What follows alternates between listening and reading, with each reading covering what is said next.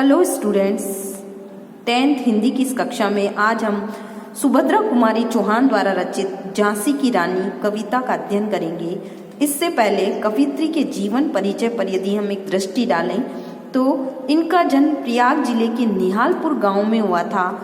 आपने असहयोग आंदोलन में महत्वपूर्ण भूमिका निभाई। सुभद्रा कुमारी चौहान ने प्रयाग से ही अपनी शिक्षा ग्रहण की और अनेक बार इन्होंने स्वतंत्रता संग्राम में महत्वपूर्ण भूमिका निभाने के कारण इन्हें जेल भी जाना पड़ा।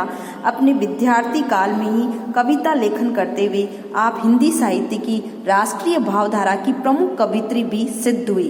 इनकी प्रमुख ख्याति झांसी की रानी कविता की रचना करने के कारण हुई है। गद्य और पद्य दोनों ही शैलियों में इन्होंने अपनी लेखनी चलाई है। इसका अभिप्राय यह है कि इन्होंने गद्य और पद्य दोनों में ही साहित्यिक गतिविधियों की रचना की है।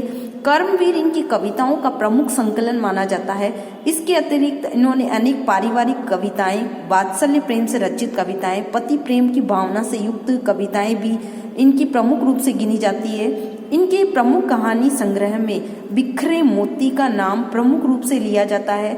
बिखरे मोती और इनके कविता संग्रह मुकुल दोनों पर ही इन्हें हिंदी साहित्य सम्मेलन का सेकसरिया पारितोषिक प्राप्त हो चुका है। इनकी भाषा शैली सहज, सरल, भावानुकूल और गतिशीलता लिए हुए है।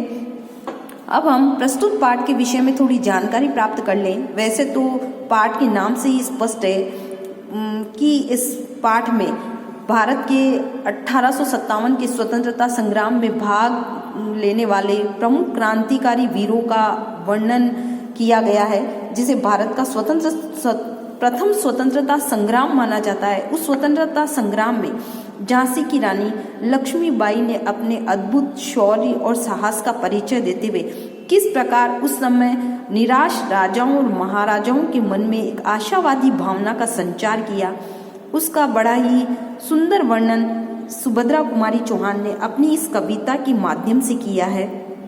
सन 1857 में शिवाजी की शौर्य गाथाएं सुनकर तलवार, बर्छी, कटार आदि से खेलकर बड़ी हुई लक्ष्मीबाई 1857 में एक क्रांतिकारी वीरों के समान 23 वर्ष की अवस्था में जब विधवा हो गई, किस प्रकार उन्होंने अंग्रेजों से संधि करने से इनकार कर दिया, क्योंकि उस समय अंग्रेजी शासन था भारत में और अंग्रेज जहाँ पर कोई वारिस नहीं होता था उस क्षेत्र को अपने अधिकार में मान लेते थे। लेकिन रानी लक्ष्मीबाई ने अपनी झांसी अंग्रेजों को नहीं सौंपी और आखिरकार वो अंग्रेजों से युद्ध करती हुई वीर गति को प्राप्त हुई। यहाँ पर रानी लक्ष्मीबाई की वीरता, साहस और शौर्य का वर्णन किया गया है। किस प्रकार वो अपनी सहेलियों कान्हा और मंदिरा के साथ बहादुर से लड़ती है और अंग्रेजों का मुकाबला करती है। अन्य राजाओं और महाराजाओं के लिए भी वो एक आदर्शवादी भाव प्रस्तुत करती है। एक आदर्श स्थापित करते हुए किस प्रकार से वो प्रथम स्वतंत्रता संग्राम में भाग लेती हुई वीर गति को प्राप्त हुई, उसी का सुंदर वर्णन लेखिका सुभद्रा कुमारी चौहान ने अपने इस पाठ के माध्यम से किया है। तो अब हम अपने मूल पाठ पर आ जाएंगे। देखो, सिंहासन हिल उठे राजवंशों ने भ्रकुटी तानी थी, बूढ़े भारत में आई फिर से नई जवानी थी, गुमी हुई आज़ादी की कीमत सबने पहचानी थी, दूर फिरंगी को करने की सबने मन में ठानी थी। आप सभी को पता है अंग्रेजों ने भारत पर 200 वर्षों तक अपना शासन स्थापित रखा, लेकिन सन 1857 में कहा जाता है कि सिंहासन हिल उठे राजवंशों ने भ्रकुटी तानी थी। सिंहासन हिल उठे, सिंहासन पर जो विराजमान राजा महाराजा थे वे अंग्रेजी शासन का मुकाबला करने के लिए तैयार हो चुके थे। जो विभिन्न राजवंश थे उन्होंने अपनी भुहों को तानकर टेढ़ा कर लिया था। कहने का अभिप्राय है कि अब वे ब्रिटिश शासन के विरुद्ध क्रोध की भावना से भर गए थे। बूढ़े भारत में आई फिर से नई जवानी थी, जो भारत बूढ़ा हो गया था। कहने का अभिप्राय है कि जिसने अंग्रेजी दास्ता को स्वीकार कर लिया था उस भारत में फिर से एक नई जवानी का संचार होने लगा था। कहने का अभिप्राय है कि जिस प्रकार जवान व्यक्ति विभिन्न प्रकार से जोश, उमंग और उत्साह की भावना से युक्त होता है, ठीक उसी प्रकार जिस भारत में निराशा और छा गई थी, व्यक्तियों का उत्साह खत्म हो गया था, वे ब्रिटिश दासता को स्वीकार करने के लिए पूरी तरह से तैयार हो गए थे। ऐसे भारत में फिर से एक नई उमंग, आशा और उत्साह के साथ स्वतंत्रता पाने की ललक जाग गई थी। इसीलिए कहा गया है कि बूढ़ा भारत फिर से जवान होने लगा था। गुमी हुई आज़ादी की कीमत सबने पहचानी थी। जिस आज़ादी को हमने खो दिया था, जिस आज़ादी को हमसे छीन लिया गया था, उस आज़ादी की कीमत हमारे राजा महाराजा और व्यक्ति पहचानने लगे थे कि आज़ादी में ही सुख है, स्वतंत्रता में कभी सुख नहीं है। इस आज़ादी की कीमत को पहचान कर दूर फिरंगी को करने की सबने मन में ठानी थी। अंग्रेजों को भारत देश से निकाल फेंकने की सबने अपने मन में ठान रखी थी और वे अंग्रेजी शासन के विरुद्ध विद्रोह करने के लिए तैयार हो गए थे। तो देखिए, सन 1857 की स्वतंत्रता संग्राम से पूर्व क्या स्थिति हो रही थी, यानी सिंहासन हिल उठे। सभी जो राजवंश थे वे अंग्रेजी शासन के खिलाफ हो गए थे। उन्होंने अपनी भुएं तान रखी थी। वे अंग्रेजों का मुकाबला करके उन्हें अपने देश से बाहर निकालने के लिए आतुर हो रहे थे। गुमी हुई आज़ादी की जो कीमत थी, हमारे राजा महाराजा पहचानने लगे थे और उन्होंने सबने मन में ठान लिया था कि अब किसी न किसी प्रकार से हमें अंग्रेजों को अपने देश से बाहर निकालना ही पड़ेगा। फिर देखिए, चमक उठी सन 57 में वह तलवार पुरानी थी, बूंदे लेके मुंह हर बोलो के मुंह, हमने सुनी कहानी थी, खूब लड़ी मर्दानी वह तो झांसी वाली रानी थी। चमक उठी सन 57 में वह तलवार पुरानी थी। 1857 के स्वतंत्रता संग्राम में जो तलवार चमकी थी वह काफ़ी पुरानी थी। ऐसा हमने बुंदेलखंड के जो हरबोले हैं उनके मुंह से सुना है कि 1857 के स्वतंत्रता संग्राम में भाग लेने वाली झांसी की रानी लक्ष्मीबाई मर्दों के समान अंग्रेजों से मुकाबला करती हुई वीर गति को किस प्रकार से प्राप्त हुई। आगे के जो पैराग्राफ हैं उसके अंदर रानी लक्ष्मीबाई के जीवन परिचय के बारे में बताया गया है और कहा गया है, देखिए, कानपुर के नाना की मुंह बोली बहन छबीली थी। कानपुर के नाना की मुंह बोली बहन, कानपुर के नाना साहब थे, उन्होंने लक्ष्मीबाई को अपनी बहन बना रखा था और वे उसे क्या कहकर पुकारते थे, छबीली। लक्ष्मीबाई नाम, पिता की वह संतान अकेली थी। उनका वास्तविक नाम लक्ष्मीबाई था और वह अपने पिता की अकेली संतान थी। नाना के संग पढ़ती थी वह, नाना के संग खेली थी। नाना साहब के साथ वह पढ़ती थी और नाना साहब के साथ ही वो खेला करती थी। बर्छी ढाल कृपाण कटारी उसकी यही सहेली थी। बर्छी ढाल कृपाण यानी तलवार, कटार यानी तलवार, ये अलग अलग प्रकार के जो औजार हैं जिनकी सहायता से, शस्त्र हैं जिनकी सहायता से युद्ध किए जाते हैं। कहा गया है कि बचपन में वो उन्हीं के साथ खेला करती थी और यही उनकी, ये बाण शस्त्र औजार यही उनकी सहेली थी। तो बताया गया है लक्ष्मीबाई के बारे में कि कानपुर के नाना साहब की मुंह बोली बहन, यानी उन्होंने वे उसे अपनी बहन बना रखा था, वे उसे छबीली कहकर पुकारते थे। उनका वास्तविक नाम लक्ष्मीबाई था। नाना साहब के साथ ही वो खेला करती थी, पढ़ा करती थी और जो ढाल, कृपाण, कटार, बर्छी ये सब उसकी सहेलियां थे। वीर शिवाजी की गाथाएं उसको याद जवानी थी, बूंदे ले हर बोलो के मुंह, हमने सुनी कहानी थी, खूब लड़ी मर्दानी वह तो झांसी वाली रानी थी। वीर शिवाजी की गाथाएं, शिवाजी का नाम आप सभी ने सुना होगा। शिवाजी मराठे थे और मुगलों के साथ उन्होंने किस प्रकार से लोहा लिया, आपने सामाजिक विज्ञान की किताबों में पढ़ा होगा।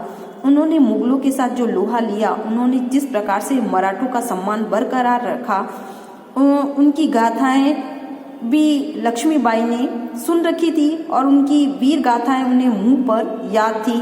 बुंदेलखंड के जो हरबोले हैं उनके मुंह से हमने रानी लक्ष्मीबाई की वीर गाथाएं सुन रखी है कि किस प्रकार उन्होंने 1857 के स्वतंत्रता संग्राम में लड़ते हुए वीर गति को वे प्राप्त हुई और 1857 का जो स्वतंत्रता संग्राम था उसमें अपनी तलवार को चमका कर किस प्रकार से वो अन्य राजा और महाराजाओं के लिए एक प्रेरणा स्रोत बनी और हमारे लिए सदैव वो स्मरणीय रहेगी। इस बात को हम भुला नहीं सकते। बुंदेलखंड के जो हरबोले हैं उनके मुंह से हमने उनकी वीर गाथाएं सुनी। आगे के पैराग्राफ में देखिए, लक्ष्मी थी या दुर्गा थी वह स्वयं वीरता की अवतार। लक्ष्मी थी या दुर्गा थी वह स्वयं वीरता की अवतार। रानी लक्ष्मीबाई को वास्तविक रूप में देखा जाए तो वो माना जा सकता है कि वो वास्तव में दुर्गा का अवतार थी या लक्ष्मीबाई का अवतार थी, या स्वयं ही अपने आप में एक मूर्तिमान वीरता की वो मूर्ति रही। देख मराठे पुलकित होते उसकी तलवारों के वार। उस समय मराठे लोग भी उसकी तलवारों के वार को देखकर पुलकित हुआ करते थे। पुलकित का मतलब खुश हुआ करते थे। नकली युद्ध की व्यूह रचना और खेलना, खूब शिकार, सैन्य घेरना, दुर्ग तोड़ना, ये थे उसके प्रिय खिलवाड़। उस समय बचपन में भी वो नकली युद्ध की व्यूह रचना तैयार करती थी और उसे दुश्मन का शिकार करना बड़ा ही अच्छा लगता था। सैन्य घेरना, दुर्ग तोड़ना, ये थे उसके प्रिय खिलवाड़। सेना को घेरना, विभिन्न प्रकार के बड़े बड़े विशाल दुर्गों को तोड़ना, ये उसके प्रिय खेल थे। किसके? रानी लक्ष्मीबाई के। मतलब बचपन से ही रानी लक्ष्मीबाई वीरता की अवतार मानी जाती है। ऐसा लगता था कि उनका नाम तो लक्ष्मीबाई है, लेकिन वास्तव में वो दुर्गा माता की ही अवतार थी, जो स्वयं ही अपने आप में एक मूर्तिमान वीरता की प्रतिमूर्ति रही है। उसको देखकर मराठे भी पुलकित हो जाते थे और उसकी तलवारों के वार को देख कर समझते थे कि वास्तव में वो कितनी शक्तिशाली है और कितनी वीरता की भावनाओं से वो युक्त है। नकली युद्ध की वो व्यूह रचना तैयार करती थी। शिकार खेलना उनसे बेहद ही पसंद आता था। सेना को घेरना, दुर्गों को तोड़ना, ये उसके प्रिय खेल थे। तो कहने का अभिप्राय, कवित्री ये सिद्ध करना चाह रही है कि बचपन से ही रानी लक्ष्मीबाई सैन्य जो शक्ति थी उससे परिचित थी। बर्छी, कटार, कृपाण, ये सब उसके जो शस्त्र थे उन्हीं से वो खेला करती थी। दुश्मन को मारना उसे अच्छा लगता था। बड़े बड़े विशाल दुर्गों को तोड़ने के लिए वो लालायित रहती थी। यही उसके प्रिय खेल माने जाते थे। महाराष्ट्र कुल देवी उसकी थी आराध्य भवानी थी। महाराष्ट्र की जो कुल देवी भवानी थी वो हमेशा उसकी आराधना किया करती थी। बुंदे ले हर बोलो के मुंह, हमने सुनी कहानी थी, खूब लड़ी मर्दानी, वह तो झांसी वाली रानी थी।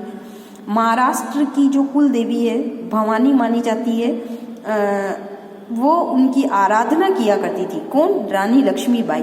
बुंदेलखंड के जो हरबोले हैं उनके मुंह से हमने रानी लक्ष्मीबाई की वीरता और शौर्य की गाथाएं सुन रखी है कि किस प्रकार 1857 के स्वतंत्रता संग्राम में उन्होंने भाग लिया और अन्य राजाओं और महाराजाओं के लिए प्रेरणा स्रोत बनकर वो वीर गति को प्राप्त हुई। भारत के राजा महाराजाओं को किस प्रकार स्वतंत्रता की महत्ता से उन्होंने परिचित करवाया, इसी का बड़ा ही सुंदर वर्णन बुंदेलखंड के जो हरबोले वो अपने मुंह से करते हैं। और कभी भी वो रानी लक्ष्मीबाई की वीरता और शौर्य की कहानी कहते हुए थकते नहीं हैं। तो आज की वीडियो में हमने पढ़ा कि जो भारत अंग्रेजों का गुलाम था, उसके जो विभिन्न राजवंश थे, अब वे उस गुलामी की दास्ता से मुक्त होने के लिए तैयार हो रहे थे।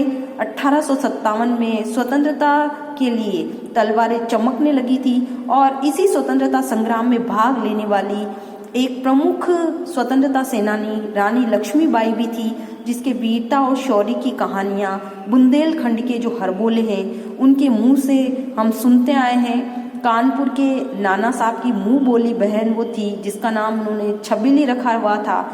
वह बचपन से ही बर्छी, कृपाण, कटार ऐसे शस्त्रों को अपना खिलौना मानकर उनसे खेला करती थी। वीर शिवाजी की जो गाथाएं थी उनको सुनकर उनके मन में स्वतंत्रता की एक अमिट प्रेरणा जागृत हो चुकी थी। बचपन से ही वो वीरता की अवतार मानी जाती है। महाराष्ट्र कुल की देवी भवानी की वो आराधना किया करती थी और इसके अलावा नकली युद्ध की व्यूह रचना तैयार करना, सैन्य शक्ति को घेरना, दुर्गों को तोड़ना, ये सब उसके प्रिय खेल थे। ऐसी बातें बुंदेलखंड के जो हरबोले हैं उनके द्वारा हम सुन चुके हैं और उनके द्वारा कही गई बातें हैं उनसे पता चलता है कि किस प्रकार उन्होंने अपनी तलवार को चमकाया 1857 के स्वतंत्रता संग्राम में और अंग्रेजों के साथ युद्ध करती हुई किस प्रकार से वो वीर गति को प्राप्त हुई। आज की वीडियो में इतना ही। यदि आपको कोई दिक्कत है तो मेरे व्हाट्सएप नंबर पर कॉल करें, अन्यथा आगे का भाग हम नेक्स्ट वीडियो में पढ़ेंगे। धन्यवाद।